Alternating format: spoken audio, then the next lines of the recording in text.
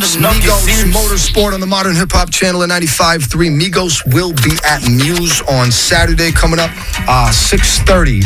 I have some more tickets to see Gucci Mane, Bobby Raps, Travis Scott and them out at Myth. They moved the Gucci show from down the block out to Myth because it's sold out. So we got some great things happening today. In the studio, special guest jumped on the social media. I think a mutual friend bumped into you at the Mall of America. Yes, that seems right. Okay, so I'm in here right now with Peter Rosenberg, Hot 97 New York, DC, Maryland native. That's right. I also worked at WPGC and did the night show at PGC. Wow, I didn't even know that. So we have a connection. I remember I heard about PMD. Yes, that was my old name back then. Yes. So what years were you there? 2011 to 2014-15. Okay, very cool. Yeah, long after my days there. Yes. But I didn't even know that, man. But this is such a cool station. I was listening on the way in. This is unique, man. Yeah, man. It's a lot of fun. We get to kind of pick the music, curate the vibe, and because Minnesota really puts underground hip hop on such a high pedestal, it's really mainstream culture here. So when you look at something like Soundset that does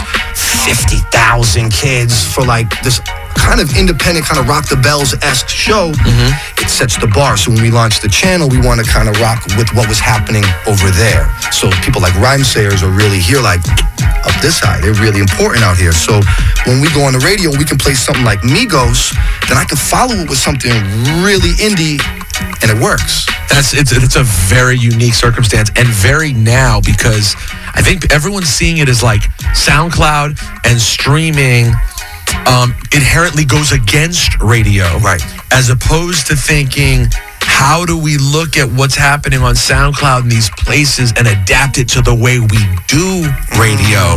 And hopefully one day people will figure that out. But it's challenging for old companies to figure out a new way of making money, even though they know there's less money in their old business. Right. It's still too hard to learn a new business. Right, and that's when we started this. We said, all right, we're going to break the mold, and when we call it modern hip hop, it's really not like just new music, but it's the way people digest music, the way people consume music in a modern way. So we look at the playlists and stuff like Spotify and SoundCloud and what's happening, and then sometimes we go with a gut instinct, and I just play stuff like this. Like it's 6 o'clock. And this is a great song, so why not? I'm gonna let it run. Hold on. One of the greatest to ever do it, your man Black Thought. Yup. Nice little freestyle over your channel over there. Yeah, that made some noise. Yeah. I was jealous of Flex that day. I was like, man. Very, very, very dope. It was interesting that Funk Flex got on this freestyle thing again. Like all these years later, kind of picked up and started doing it. And because he's Flex, even if he'd been distanced from hardcore music for a while, the platform's so big that once he started doing it, people were like requesting it. Just like, yo, can I come do this? Yeah. And that is a regret I have. In all my years doing underground hip hop, like, don't get me wrong, I have a few legendary freestyles, but it never became my calling card, and I should have. There was a gap when Flex really wasn't doing it. Yeah, I know. And I should have just been like, yo, people come here and freestyle. And I left it open. Let me tell you one thing about Funk Flex. You leave the door open, he will snatch it right back. He's so digital. He's out here. He's out here. That's what he does. Even if it takes him years to understand it, once he understands it, this is what he does. He's grabbing it all. So but that was a cool moment. I remember watching you infiltrate that system and being the first guy like you to be in there really moving. It was impressive. Thank you. To go from the weekend like specialty. Oh, Peter, he likes because you know what they call me? I'm a Rosenberg. Wow, that's an honor. Really? People say that? Everywhere I go, they, oh, you like a Rosenberg, huh? And I'm like, yeah, kind of, yeah. I'm an advocate for like culture and hip hop. Right, nerdy like white guy who loves really good, backpack rap. Grew up on Wu-Tang, so it's right. It's one of them things. So to see you go from that to the morning show is, dude, you broke the mold, you know. Thanks, man. Yeah, it was. I guess it was.